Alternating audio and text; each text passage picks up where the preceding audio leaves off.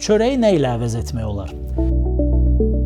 Çörəyi iki komponentli dəyərləndirsək, bir tərkibinə görə əvəz edə bilərik. Yəni o çörəyin tərkibi tutalım buğda olmazsa digər taxıllardan, dənlilərdən, toxumunlarından qozunu və ya paxlallardan mərcunu, lobya unu və s.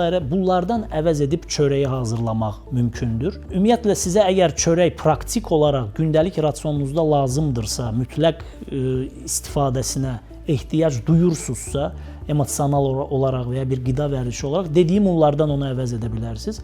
Amma komponentlik baxımdan çörək yeməyib də düyü yesəz, qarabaşaq yesəz, digər taxılları, bulquru falan yesəz, bu da faktiki çörəyi əvəz etmiş olursunuz. Eyni qrupdadır və nümunə olaraq bir sıra ölkələr var ki, onların çörəyi düyüdür və ya başqa taxıllardır. Bax, bu cür əvəzləmələr edə bilərsiniz.